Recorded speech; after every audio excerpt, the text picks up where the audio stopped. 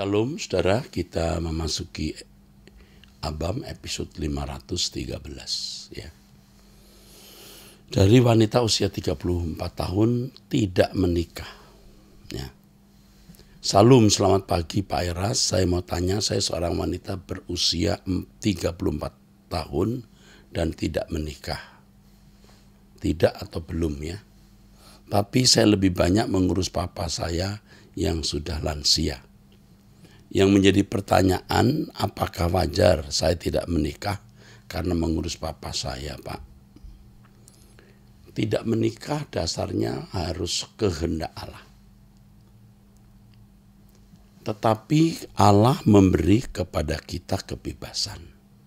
Jadi kalau Tuhan memberi kebebasan kepada kita, kita memilih. Memilih tidak menikah karena apa? Ya, kalau Anda berkata karena saya harus mengurus orang tua dan Tuhan berkenan, lakukan itu.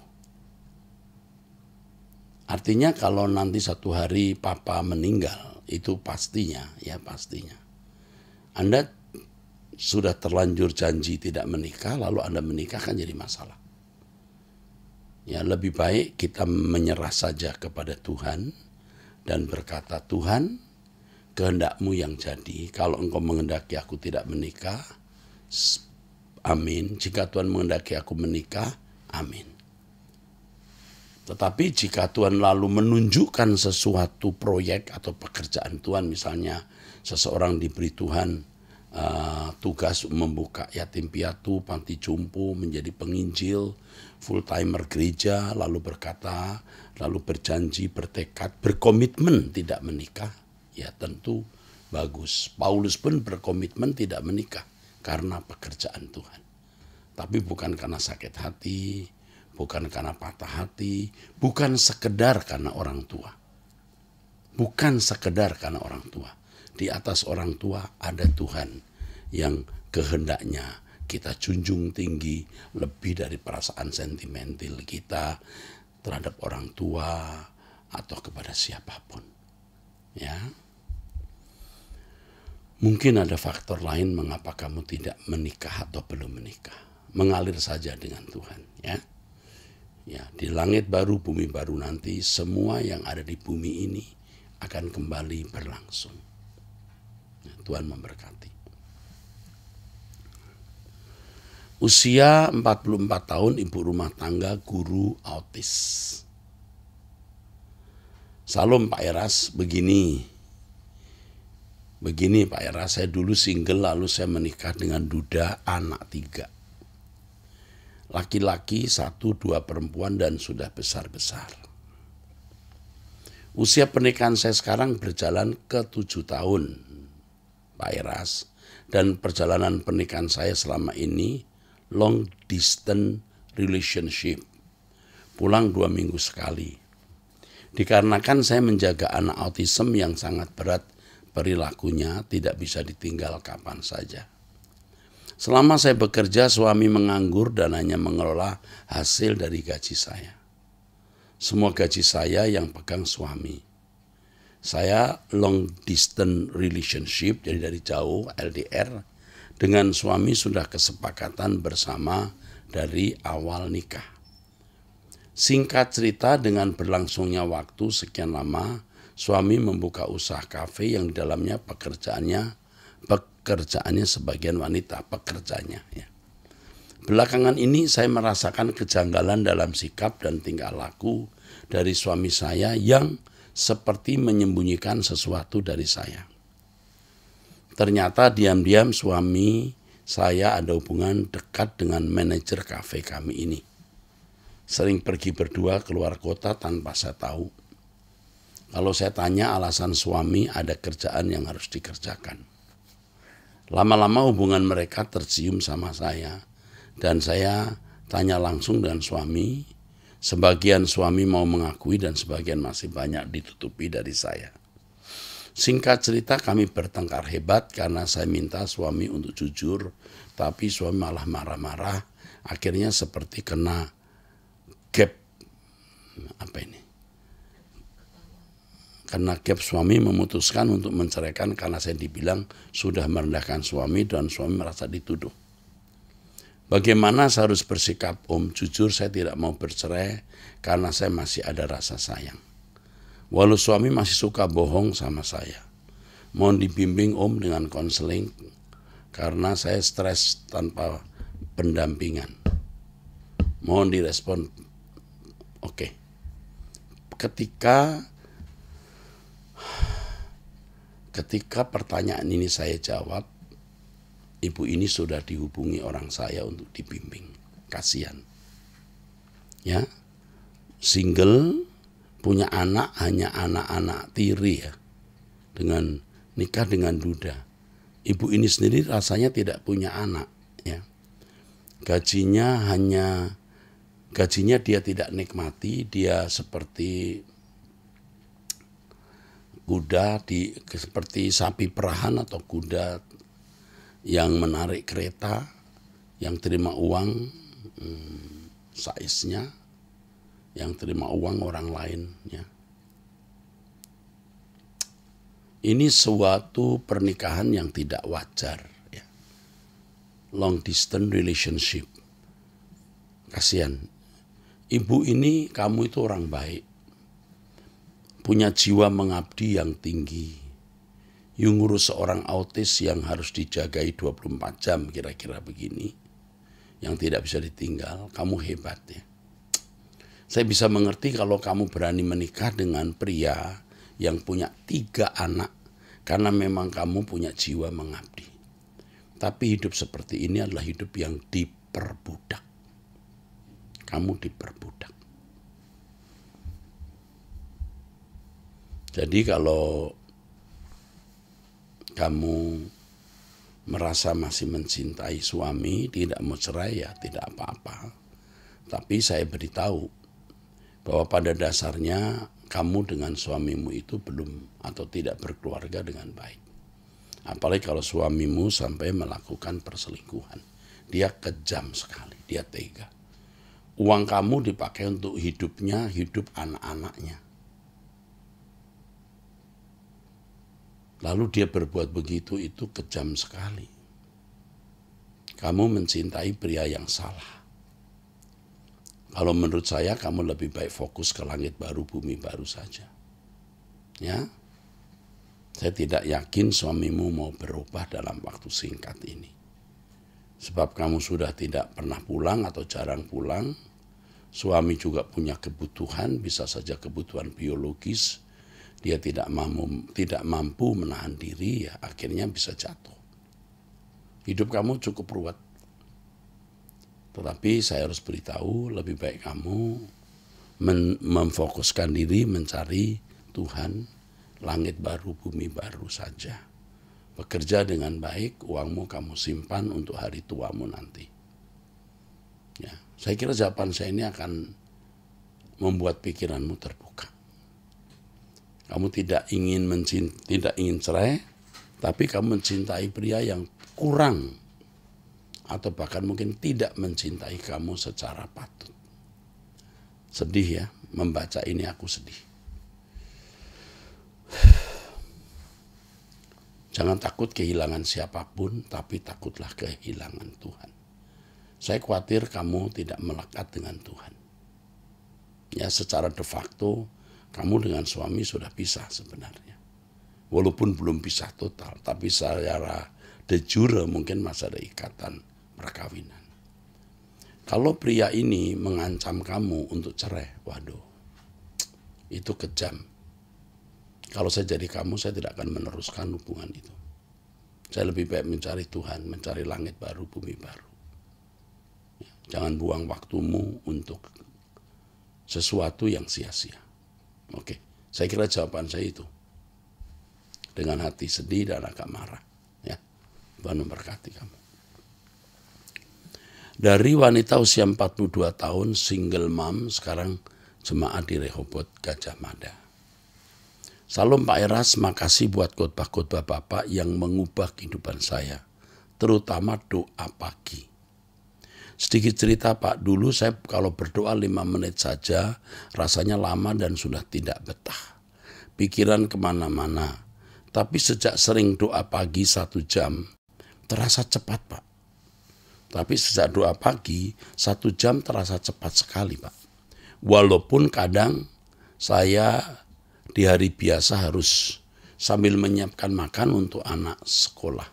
Puji Tuhan Pak Ati jadi lebih tenang menghadapi apapun karena ada pengharapan langit baru, bumi baru. LB3. Terima kasih Pak Eras yang selalu mengingatkan untuk hidup tidak bercacat dan tidak bercela dan tidak memberhalakan masalah. Kiranya Tuhan Yesus menyertai Pak Eras selalu dan keluarga dan tim GSKI selalu. Amin. Puji Tuhan. Saya bahagia dan senang membaca statement ini ya. Gratitude ya. Terima kasih. Oke, pria usia 17 tahun mahasiswa. Salam Pak Erastus, saya mendengar abam dan juga khutbah pengajaran Alkitab Bapak. Puji Tuhan saya mendapatkan pencerahan. Saya juga menjadikan Bapak menjadi gembala dan Bapak rohani saya untuk mendekat pada Bapak Kristus. Ya, kepada Tuhan Yesus maksudnya ya. Kristus adalah Tuhan kita ya. Bapak kita itu Bapak di surga, Elohim Yahweh. Pertanyaan saya Pak, saya pernah melamar atau menembak.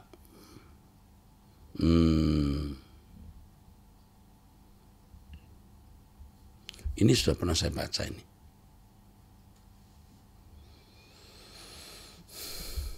Ya, ini pernah saya baca kalau tidak salah.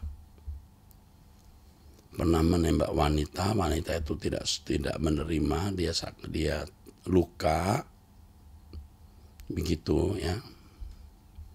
Lalu ia tidak merasa dendam, ingin ya apa yang harus saya buat ya? Ini pertanyaan, apakah yang harus saya lakukan Pak? Apa keputusan saya benar? Keputusanmu apa? Kamu jangan pacaran dulu. Udah saya jawab ini. Kamu usia 17 tahun nanti menikah usia 27 tahun atau 28 tahun, sekarang mulai pacaran itu tidak proper sayang. Ya, kamu masih muda, kamu laki-laki, kamu sekarang kuliah, sekolah, karir dulu.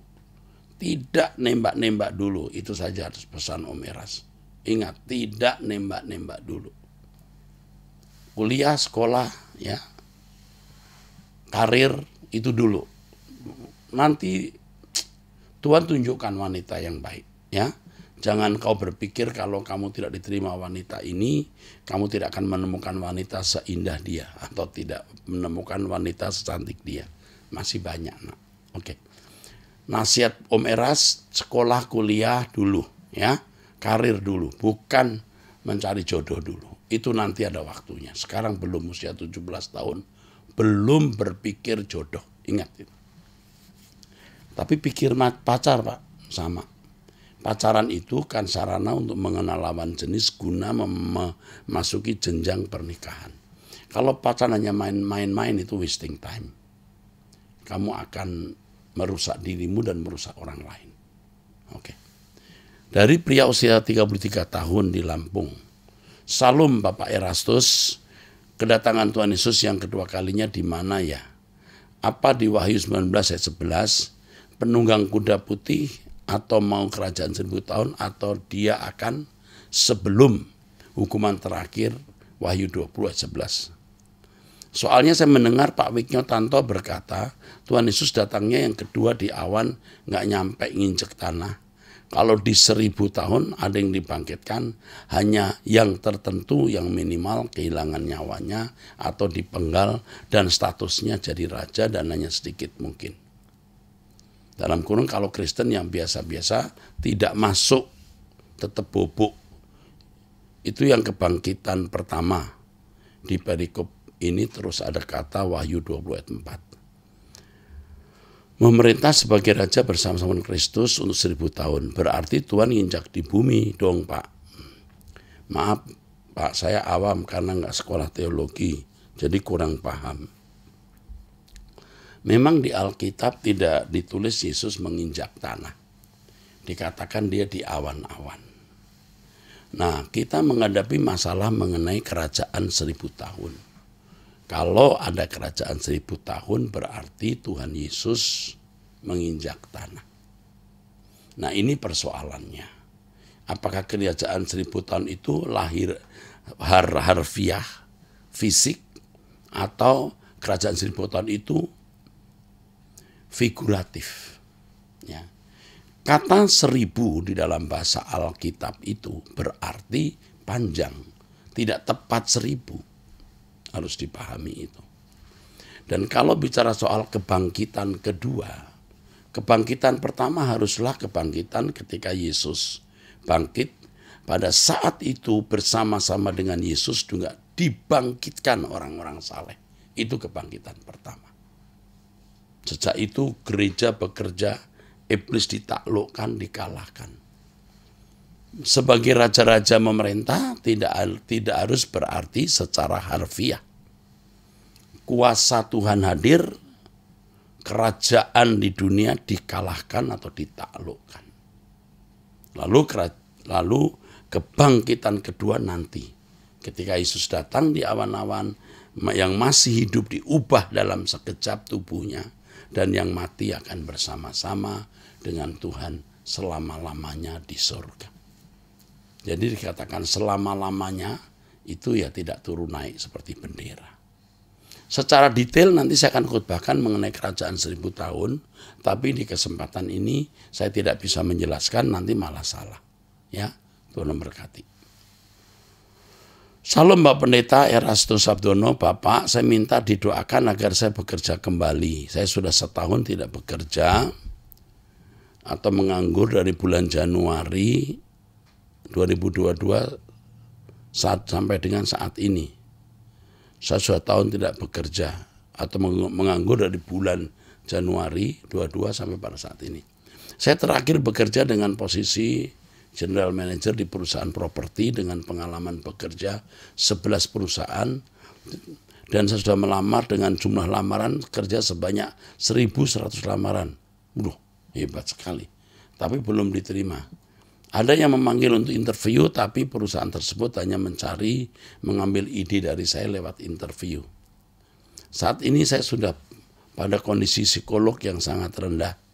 Walaupun demikian saya, istri dan anak tetap tidak menyerah, tetap bangun pagi, doa pagi subuh. Ya. Dan malam hari tetap berserah pada Tuhan, seperti yang Bapak Pendeta khotbahkan, ajarkan, baik di hari Minggu, doa pagi dan ibadah-ibadah lainnya. Di kondisi saat ini kami sekeluarga tetap mengikuti ibadah di GSKI Kelapa Gading dan mengikuti semua acara Bapak Pendeta di Turut ID, datang ibadah sore dari Kamis karena hal itu menguatkan saya dan keluarga. Kami mencoba bertahan dalam kondisi lemah di kondisi lembah dan badai ini. Saya juga tidak tahu apa yang akan terjadi hari esok.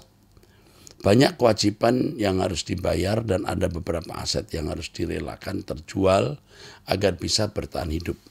Ya, tetap tenang, sabar, dan tegar, berharap masih ada mujizat. Kadang bertanya kepada Tuhan Yesus lewat doa, apa dosa saya, apa salah saya, dan apa maunya Tuhan Yesus dalam hidupku dan keluargaku. Saya sudah berusaha melamar ke berbagai perusahaan, tapi hasilnya 0. Ini seorang sarjana ekonomi dan master manajemen ya. Kami mencoba bertahan dalam kondisi ini ya. Berharap pada mujizat. Kadang bertanya kepada Tuhan lewat doa, apa dosa saya. Saya dan keluarga selama 7 tahun terakhir ini membangun mesbah doa keluarga yang sangat disiplin dan membaca Alkitab dari Kejadian sampai Wahyu berulang-ulang terus. Saat saya tugas di keluar kota saja, video call dan tetap mesbah doa. Karena saya sangat menyadari bahwa saya dan keluarga saya ada sampai saat ini karena anugerah dan dari perkenanan Tuhan Yesus. Dalam perusahaan saya yang terakhir, saya salah satu ownernya, presiden komisaris, tidak suka saya karena saya disiplin beribadah dan pertama kali dalam sejarah perusahaan tersebut saya bisa buat ibadah Kristen setiap hari Jumat. Hal ini sangat disukai dan disetujui oleh direktur utama yang merupakan adik Preskom dan ibu owner Preskom perusahaan saya bekerja. Padahal beliau-beliau semua dari keluarga Kristen. Hal ini tidak lantas saya patah semangat. Pak Pendeta, Bapak Rohani kami, saya dan keluarga butuh dukungan doa dari Bapak agar kami bisa melewati semua dengan pertolongan yang dahsyat dari Bapak Yahweh, Elohim Adonai Yesus Hamasyah. Saya harus katakan satu kalimat dalam nama Tuhan untuk kamu. Kamu orang istimewa. Kamu orang istimewa. Tuhan sedang proses dan proses ini sudah hampir ujungnya.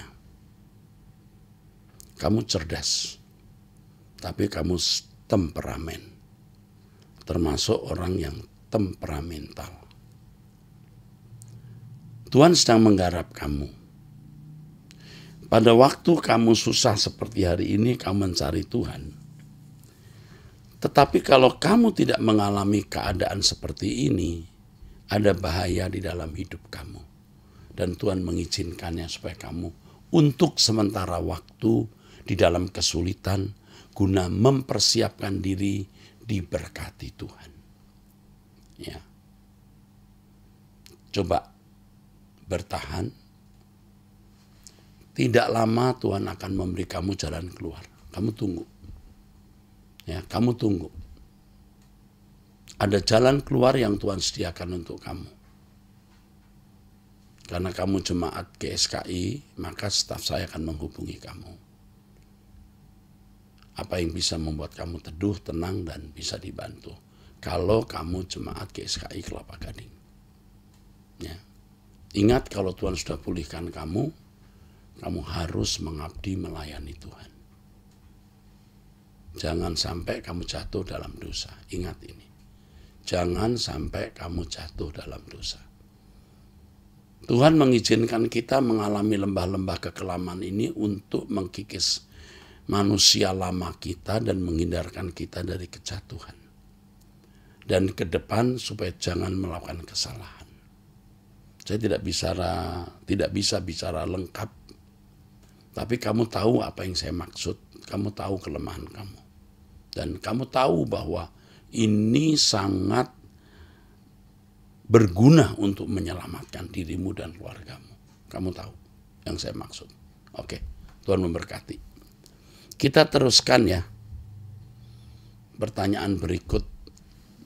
Dari seorang mahasiswa usia 23 tahun. Salam Pak Era, saya mau bertanya Pak terkait hukum Taurat Tuhan Yesus yang keempat yang berbunyi demikian. Ingatlah dan kuduskanlah hari Sabat. Dalam konteks ini Tuhan bekerja selama 6 hari lamanya dan di hari ke-7 ia beristirahat dan menguduskannya. Mohon koreksi Pak kalau saya salah menyampaikannya. Dan waktu kecil saya diajarkan untuk tidak melakukan pekerjaan di hari Minggu karena waktunya untuk datang dan beribadah kepada Tuhan. Sedangkan posisi saya sekarang Pak, saya wajib masuk kerja di hari Minggu karena tuntutan pekerjaan dalam hal ini kerja di sebuah restoran. Food and beverage, ya ini. F&B ini food and beverage maksudnya ya.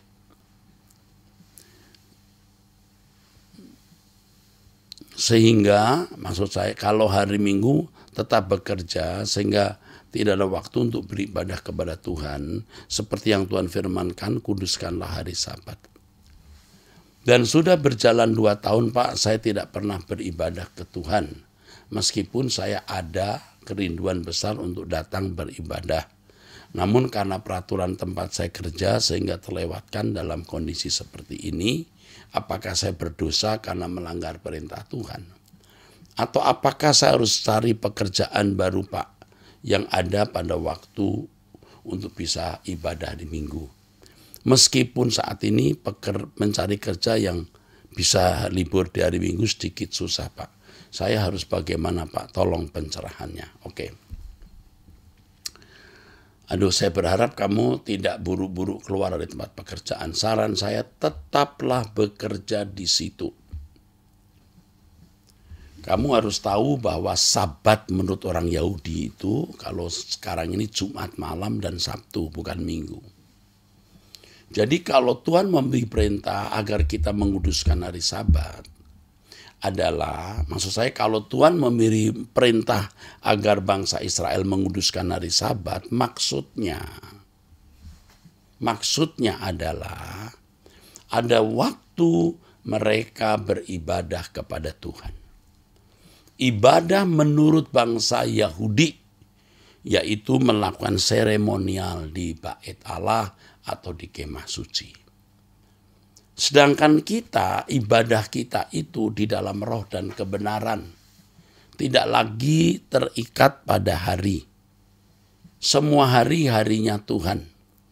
Ibadah kita bukan seremonial semata-mata. Jadi hari Minggu itu kalau kita sekarang ke gereja itu hanya meeting together, pertemuan bersama. Ibadah kita adalah segala sesuatu yang kita lakukan harus kita lakukan untuk kemuliaan Tuhan. Termasuk bekerja, entah hari Senin atau entah hari Minggu atau Sabtu atau hari yang lain. Jadi buat kamu tidak masalah tidak ke gereja pada hari Minggu karena tuntutan pekerjaan. Tetapi kamu bisa ke gereja pada hari yang lain. Bisa, karena di gereja itu ada persekutuan dengan orang percaya, kita bersama menyembah Tuhan dan mendengarkan firman. Bisa hari yang lain, tidak harus hari Minggu. Paulus mengatakan tidak ada satu hari lebih dari hari yang lain. Jadi kamu bisa ke gereja di hari yang lain. Kecuali kamu tidak punya waktu sama sekali ke gereja. Nah itu dipertimbangkan atau dipikirkan. Pasti ada waktu. Entah ke gereja, entah ke persekutuan doa. Harus ada waktu. Persekutuan, mendengar khutbah, dan memuji menyembah Tuhan bersama-sama. Nah sekarang dengan adanya YouTube, kita bisa ikuti ibadah melalui gadget kita. Jadi tetaplah bekerja di situ. Kita harus memahami pengertian hukum Sabat. Hukum Sabat bagi bangsa Israel tidak boleh kita pahami secara harfiah. Dan perlu kamu ketahui bahwa Sabatnya di Israel pada jam Sabat mereka tidak jam kita, beda hari juga. Di belahan bumi lain sudah lewat Sabatnya atau lebih dulu. Jadi jangan terikat pada hari atau waktu. Oke, cukup ya. Tuhan memberkati kamu. Bagus kamu punya kerinduan seperti ini ya. Saya harap bisa bahagia dengar jawaban saya. Juga bagi Bapak Ibu yang pekerjaannya misalnya jualan, buka restoran atau jualan barang-barang souvenir di tempat wisata. Hari Minggu tidak bisa kebaktian. Ya enggak usah hari Minggu kebaktian. Hari yang lain. Hari Minggu buka toko karena hari wisata. Kalau bisa pagi-pagi kebaktian bagus. Kalau tidak ya enggak apa-apa. Atau di satu desa atau di kampung tertentu hari Minggu jatuh hari pasar. Kan pasarnya bisa hari tertentu. Pas jatuh hari Minggu ya pendetanya harus bijaksana. Kebaktian hari Minggu diganti hari yang lain. Misalnya hari Minggu diganti hari Jumat, ya nggak masalah. Sekolah Minggu jadi sekolah Jumat, ya nggak problem. Yang penting ada waktu bersekutu dengan Tuhan. Oke, baik, itu saja. Saya mau menggarisbawahi kesaksian dari ibu atau bapak tadi ya. Ketika doa pagi hidupnya diubah, nah ini luar biasa. Saya harap dengan doa pagi ini saudara-saudara juga diubah. Ikutlah doa pagi jam 5 setiap hari waktu Indonesia Barat. Sampai jumpa, Tuhan memberkati.